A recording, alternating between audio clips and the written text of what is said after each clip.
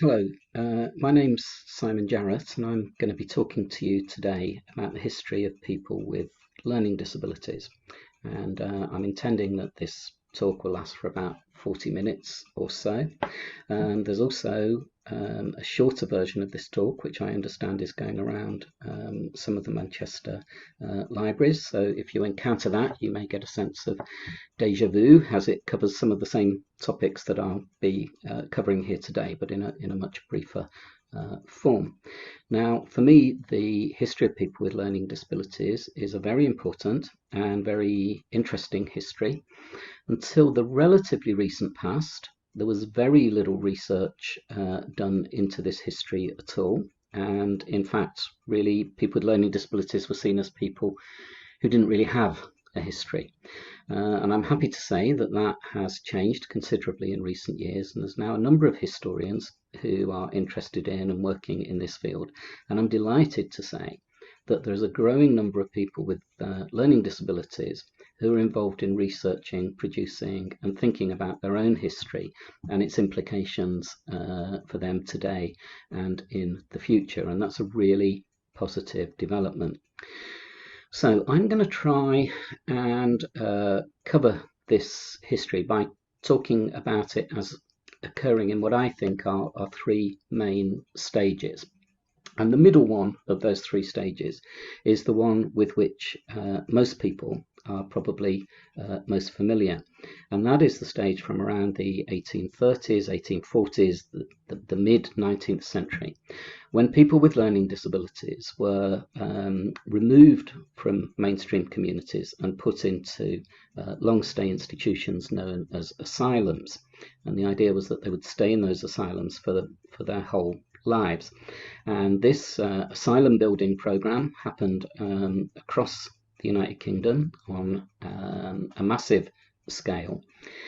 And it didn't really end till the relatively recent past of the 1980s and the 1990s. And the name by then had changed to mental handicap hospitals.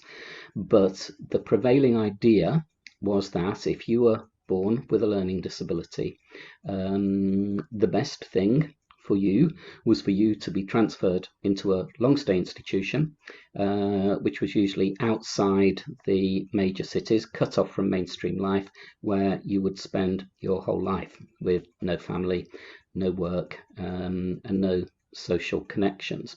So this asylum institutionalization program is the middle section of the history. The other two sections are the first is the period that precedes that. So before the asylums were built, people with learning disabilities did live in their communities. They lived in their neighborhoods, they lived with their families. And the research that I have done shows that actually in that period, before the 19th century, people were quite included, accepted, and seen as part of their communities. So one of the things I want to talk about in this talk is about how that change happened. How did people move from being seen as being perfectly fine members of their community to people who needed to be moved out of communities and detained in institutions?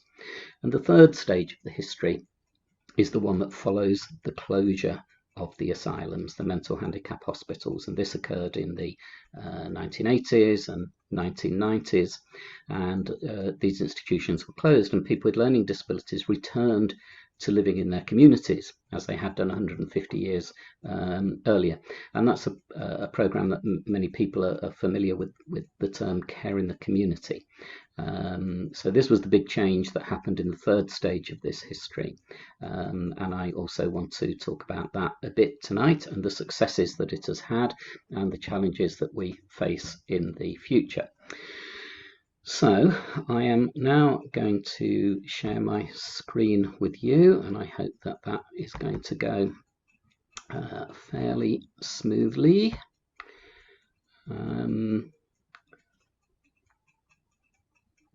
Yeah, and one of the things I need to warn you about in this talk is that the language that has been used to describe people with learning disabilities over time has become very offensive to our modern ears. It often was offensive in its own time anyway, and has become abusive language. So, for example, people in the past were known as idiots, they were known as imbeciles, mental defectives, cretins, morons, the mentally handicapped, and so on. And you can see just from hearing that list of names, which is quite shocking, just what a problem language is in this sort of history. And it also gives us an indication of the sort of marginalized and often excluded lives that people have led, and how they have been viewed with hostility very often in society. So this is quite a difficult history. I'm going to argue that it's not necessarily always a difficult history, and that there have been times that we can learn from in the past when there have been some interesting models of inclusion. But of course, that language is now terribly offensive and wrong and not used. And so I am going to have to use some of that language tonight in the interests of historical accuracy. But I want to be very clear that, of course, absolutely no offence is meant by the use of that language. Okay, so let us now start, and I want to begin in the first phase of the history that I talked about, which is that phase where people with learning disabilities, who were known as idiots at the time, and one of the things I should say is that that word, when it was used in the 18th century and beforehand, did not carry quite the offensive charge that it carries today. It was just much more of a descriptive word. It derives from a Greek word, and so the language, the word has become more offensive over time.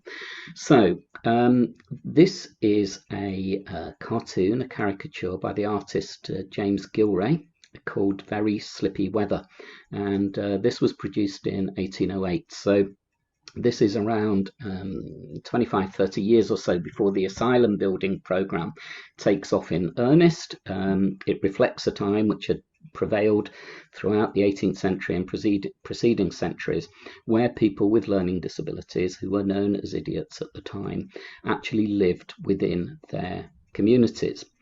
So I want to take a look at this, and basically what this cartoon shows is a distinguished gentleman, you can see that from the way he is dressed, who has slipped over on the ice.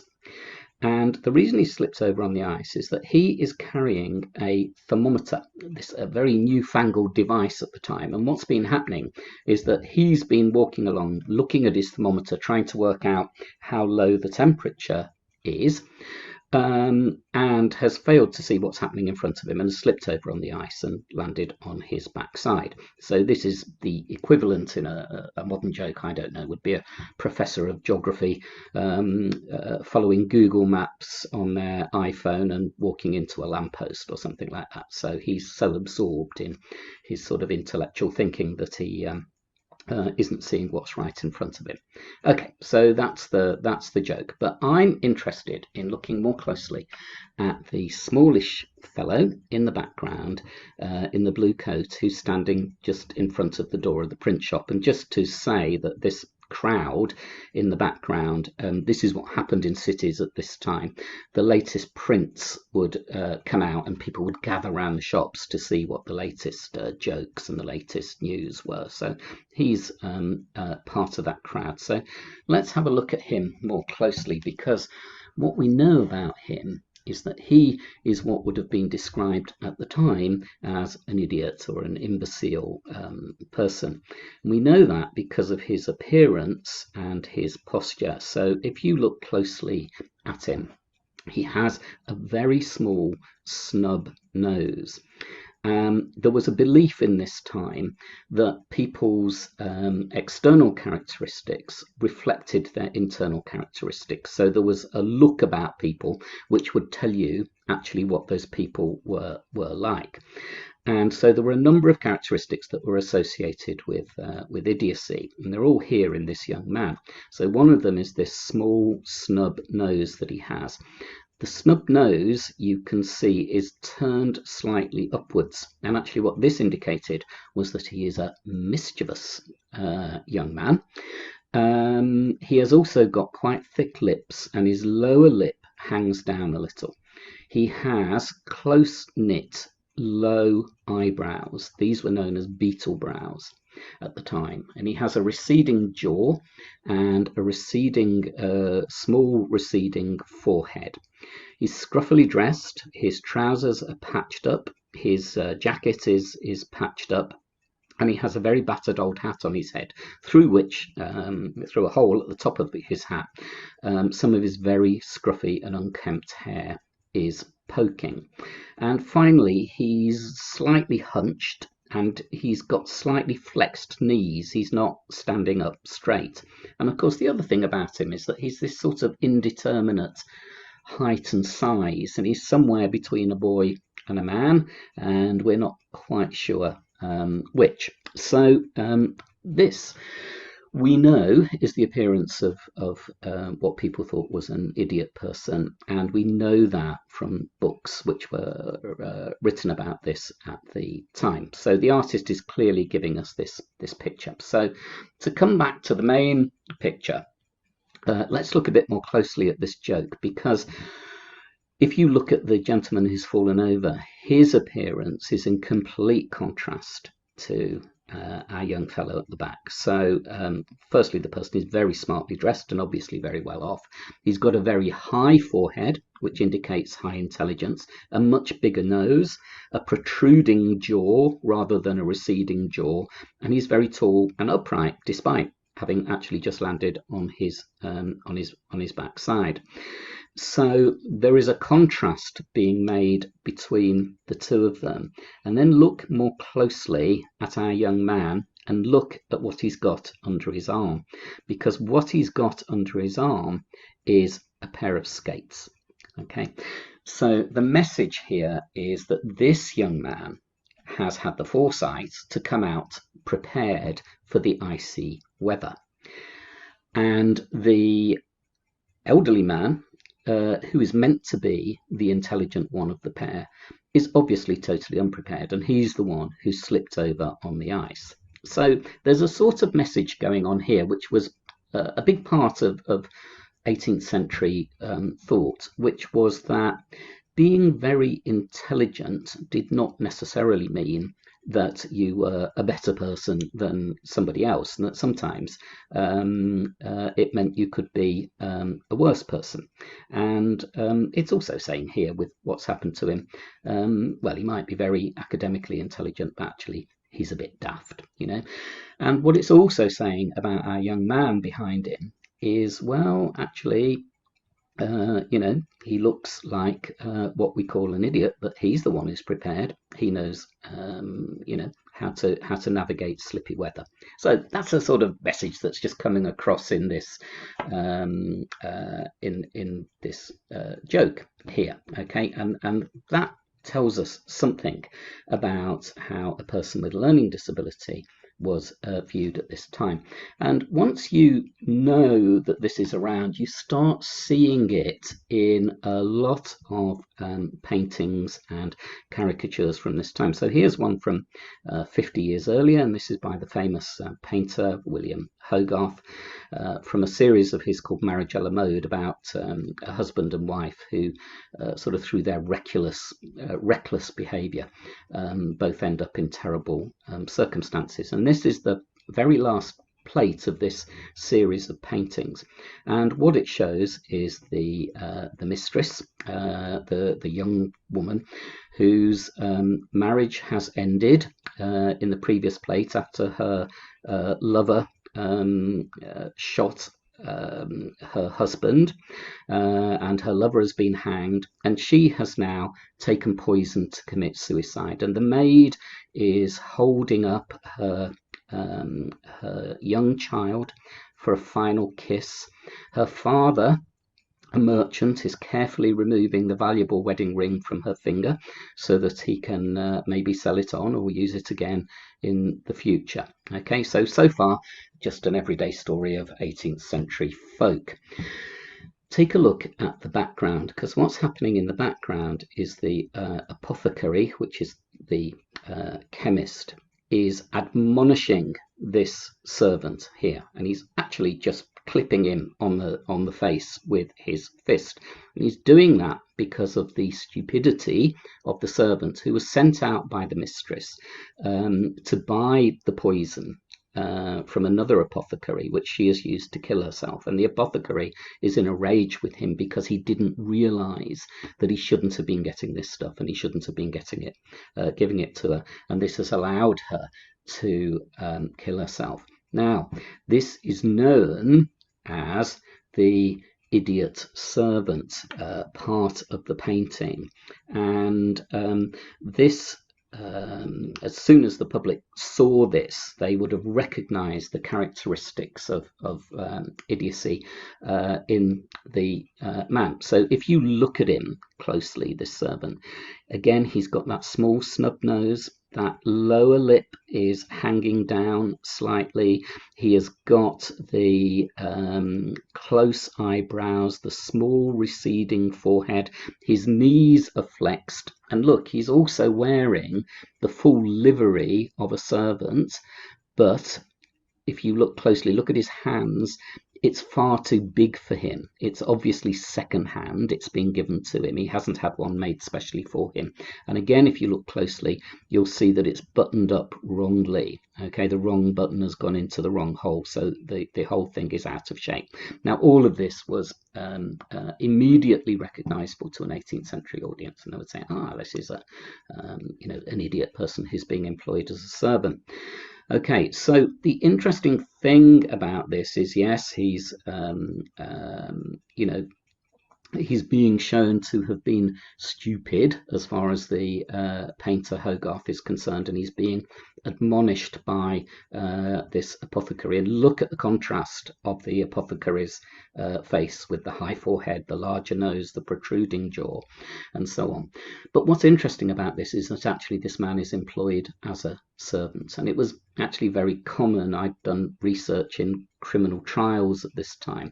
Many people who were described as idiots often worked as servants in households, and they were perfectly respected members of the household. And sometimes if they got themselves into trouble through doing a bit of shoplifting or something, their master or mistress would come to court and say, look, I'm sorry, but he's a very reliable servant, and please don't hang him. And if you don't hang him, we'll take him back and we'll make sure he doesn't get in any more trouble, and we'll carry on employing him as a servant. And always, actually, juries would then acquit a person, and they'd be able to carry on their lives. So again, just to show you another one, this is James Gilray again, and this is very current because this is about the introduction of the smallpox vaccine at the end of the 18th century. And there was lots of fake news going around about vaccines at the time, that if you had the injection of the cowpox, as it was known, you would turn into a cow. And this is Edward Jenner, the inventor of the smallpox inoculation, giving it out to people. But look at the close-up of his servant, and there it is, the flexed knees, the slightly upturned snub nose, the drooping lower lip, the receding chin, the scruffy hair, the patched up clothing, and so on. And once you know, these are everywhere. And again, it's interesting, he is an assistant to Edward Jenner, the great doctor. He's employed and he's trusted with things to do. And again, look at the facial contrast with Jenner, with his high forehead and his noble appearance and his long nose and his strong chin. Okay, so these drawings give us some important indications about the place that people with learning disabilities occupied in earlier societies before the age of the asylum. And I now want to jump forward more than 50 years to a period when we're at the height of the asylum building program. And this drawing by Thomas Webster is showing children queuing up to get into school.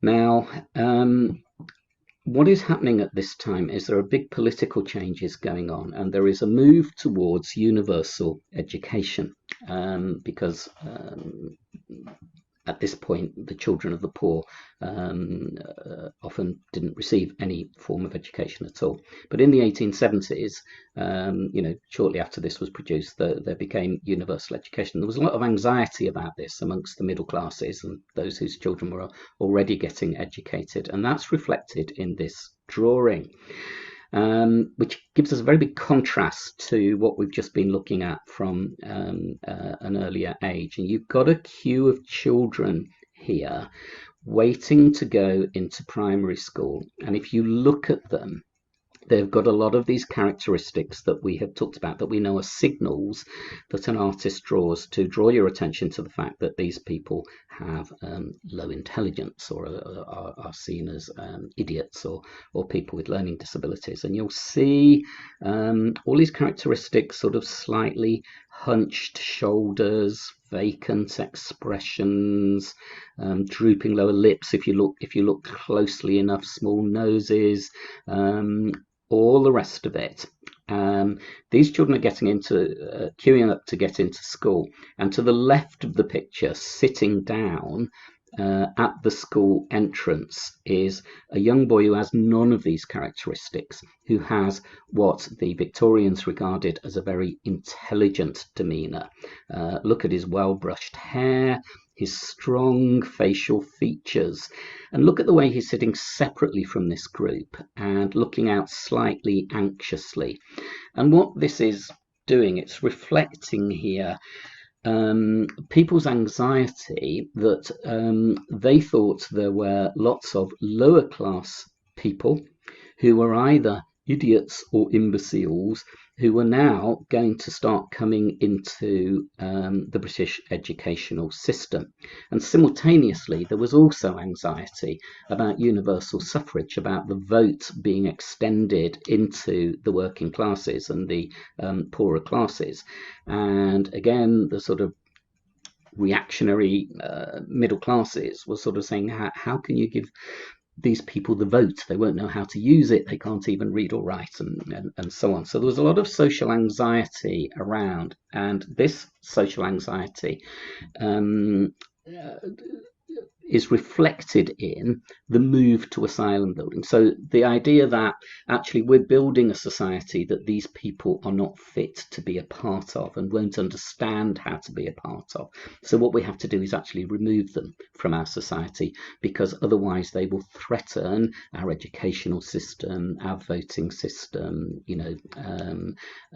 our freedoms even. So this is the level of anxiety that was around, very much reflected in this illustration by Webster. Here is a drawing that came out in 1871, so just as this whole era of voting reform and education reform was really gathering pace. And this is from the explorer, mountaineer, adventurer, and also gentleman scientist Edward Whymper, who travelled around Europe and came back and gave lectures to scientific societies, things about what he had seen. Now, this is his depiction of a cretin. Now, cretins were part of the mountain people of Switzerland, and there was a sort of quite high prevalence of a thyroid condition. You can see the thyroid of the person on this drawing, which carried with it a level of learning disability. So these people became known as cretins because they were actually seen as very pious and were very devoted to their Christianity and would kneel in front of crosses and pray a lot. So cretin comes from the word Christian. However, if you look at Whymper's depiction here, this is a very sort of frightening alarming, horrible, gothic depiction, like something out of a horror story or a gothic novel. And these are the sort of depictions that people were bringing. And the message here was, these people are dangerous. These people are frightening. So you can see a completely new way of thinking developing. Think back to the people of the earlier illustrations that we were looking at. There was nothing alarming or anything. I mean, they might have been seen as a bit funny, but the portrayals were quite affectionate and they showed them very much as part of life. Here is a cretin looking frightening, very much on his own. And the message here is, people like this don't belong in our society, and actually they look a bit dangerous and they're a bit of a threat. Now, the year before this came out, there was a real acceleration in the asylum building programme across Britain. And here is just one example. This is the Leavesden Imbeciles Asylum, which opened in 1870 just outside London to take in the imbecile and idiot population of London. Now, this asylum housed up to 2,000 people. And in the same year as it was built, south of London, the Caterham Imbeciles Asylum was also built, which also took up to 2,000 people. So there's this huge transformation going on, driven, I think, by changes in attitude, which said there are certain people who used to belong in society, but that was wrong. They no longer belong in it. If you couldn't live up to the expectations of the new society that was being developed, if you didn't understand how to use your vote in an election, if you couldn't gain anything from education, if you were seen as not being able to take on the responsibilities of a citizen, then you needed to be kept outside that society. And from the time you were born until the time you died, you would go to an imbecile asylum or similar somewhere in the country, cut off from everybody else. So this is this huge transformation that happened at the beginning of the 19th century. There were probably around 2,000 people living in some sort of institution in Britain. By the end of the 19th century, there were 100,000 people living in those institutions, and many of them were people with learning disabilities. I just want to give you an idea of how total the life was in those institutions. They were real parallel worlds where people had no reason to be involved with the outside world at all. So a whole world was constructed. They had workshops, they grew their own food on farms. Everybody just had all their needs met within the institution, and at the end there was a chapel and a graveyard. And this is a really fascinating photograph of a group of so-called mentally deficient girl guides at the Royal Eastern Counties Institution, which was one of the original so-called idiot asylums. Now, the interesting thing about this is these are not girls, these are women. Okay, but they are seen as girls, and so there were girl guide troops and there were scout troops within some of these institutions, and there were boys' brigades of marching bands and so on. So this total world was being constructed in parallel with the world outside, but a rather bizarre world in which women were seen as girls, men were seen as boys, and in which you were seen as having no need whatsoever to have any connection with the world outside.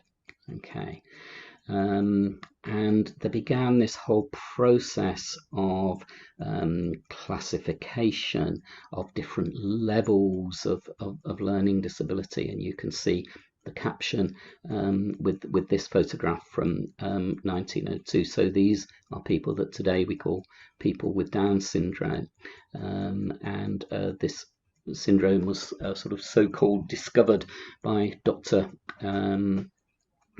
John Langdon Down back in the 1860s, but he had a very spurious racial theory about how they were derived from the Mongolian race, which he regarded as a primitive race, and that was why they had the particular features which is just a load of nonsense. And as we know, Down syndrome is a chromosome anomaly that occurs, which just produces a different type of person.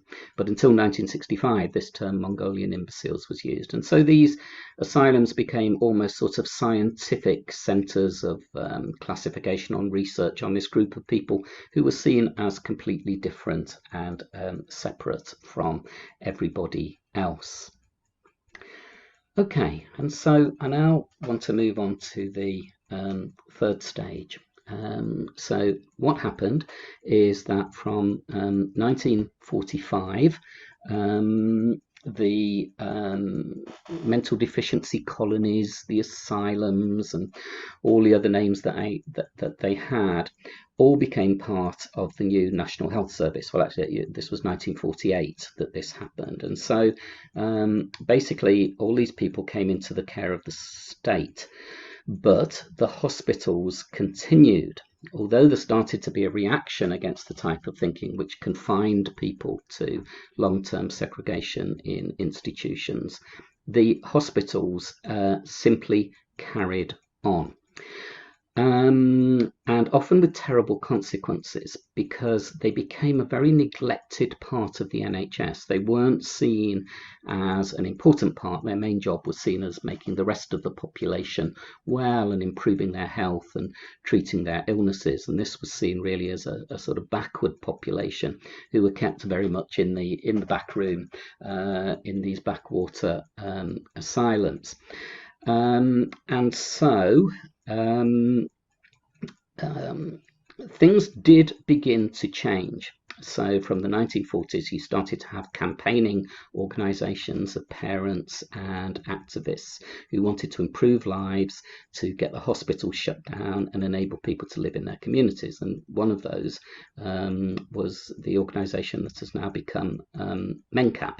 And these organisations started out as very small parent-led organisations, which were basically fighting for their sons and daughters to be recognised as human beings. And have the same rights as other human beings. So these campaigns gathered pace. People started to challenge the authority of the medical profession, who continued to support the idea of people with learning disabilities being segregated. The hospitals were now called mental handicap hospitals, but it was a change in name only. It certainly wasn't a change in quality. In fact, if anything, it was a deterioration in quality.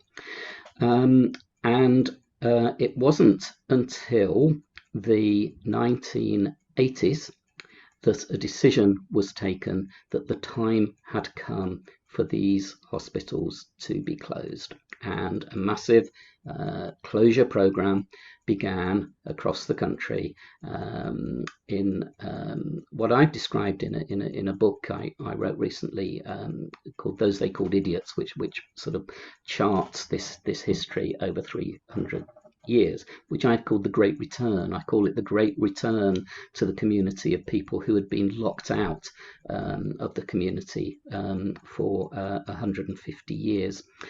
This was a program known as Care in the Community. So basically assets were transferred from the NHS into social care, residential homes, group homes, day centres, social work teams, various other things were set up. And gradually, and sometimes actually quite quickly, people began to move back into their communities. And one by one, the hospitals closed down, and effectively they are now all closed by this point. And one of the things I want to say is that we should not take away from the success of this. This was a very big social change that occurred, and it has brought huge benefits to the learning disabled community, who are no longer expected to be sent off and forgotten about for their whole lives, who do for the most part, live in the same communities as everyone else, who do stay with their families and stay in touch with their families, some of whom work, lots of whom pursue interests and are involved in social connections and social networks and so on. So this is a huge change from what was going on before, and it is to be applauded. And we have had further changes that have occurred as we've moved from the 1990s into the 2000s and the 2010s. And so, for example, a lot of people now live in supported living, which is much more ordinary housing than residential homes. And we also that involves people having their own tenancies, having the rights to their own home and everything else. And lots of things have happened which have enabled people with learning disabilities to be perceived in a much more positive way by other people, to have aspirations and hopes and dreams. And I've got a great photo here of the 2019 Special Olympics, and more recently people with learning disabilities have started to be involved in the Paralympics to some extent as well. And so people are getting out there and getting a public profile in a way that they haven't before. But we mustn't forget that although there has been a great success, some great threats remain, and some great problems remain, and many people in the learning disabled community still feel marginalised and isolated from the rest of society. So, for example, unemployment amongst people with learning disabilities at the moment is 94%. 94%. So at an age when we're talking about skill shortages and other things, we have a population who, when surveyed repeatedly, the majority of them say that they would like to work. We know that the vast majority of them have the skills to work as well, but they are seen as people who don't work. So many of them live a life away from work, which immediately separates them from the majority of the population. We also have assessment and treatment centres, which are a form of sort of specialist health provision for people with learning disabilities who are seen as having particular difficulties. Now, we've had a number of scandals. Some of you may remember the Winterbourne View scandal, which was exposed in a Panorama programme some years ago. There have been numerous similar scandals since then. People have often been mistreated, and sometimes there have been deaths as a result of that mistreatment in these institutions. So they're a very unwelcome throwback to the days of the dark days of the asylum that I've been talking about tonight. And that is something that needs to be radically addressed. And there are campaigning groups who are working on this, campaigning tirelessly on this at the moment. And we also know there have been numerous instances of people with learning disabilities who have gone into NHS hospitals for treatment who have not received the right treatment, who have not always been treated as well as people who don't have learning disabilities have been. And there have been some unnecessary deaths and alarming findings in inquests about the sort of neglectful treatment people have sometimes received. There are many other issues. So I think we can never rest on our laurels and say, goodness me, aren't things so much better than they were in the asylum days? Things are much better, but still many problems remain, and there is still always the worry that we might regress to a previous state. And so I just want to finish with a photograph which I really love, which I think reflects everything that I've just been saying about the period since the hospital closures. So this is a photograph of a young married couple who have Down syndrome, and that in itself represents part of the remarkable change that has come about in the last 30 or 40 years, because before then, certainly in the 19th century and most of the 20th century, it would simply not have been regarded as feasible that two people with learning disabilities could get married. And they're clearly living in their own place, they have their own lives, they're living in their own community. And the husband at the back just looks really happy with this life that he's got. And the wife, the young woman at the front, she has a slightly more anxious expression. Obviously very much in love with her husband, but there's a level of anxiety in her look, and I think that reflects perfectly the uncertainty that there is about the future for this group of people. Yes, great advances have been made, but people with learning disabilities have always been something of an at-risk group in the population, who have been prone to mistreatment and isolation and marginalisation. And what everybody must work tirelessly to achieve, people with learning disabilities, their families and people who support them, is to ensure that we don't ever go back to that sort of hostility, that we tackle the problems that people face at the moment, and that we move forward towards a brighter future for people. So thank you very much. I believe we are going to have a question and answer session at the end of this talk. So at this point, I shall end it. Thank you.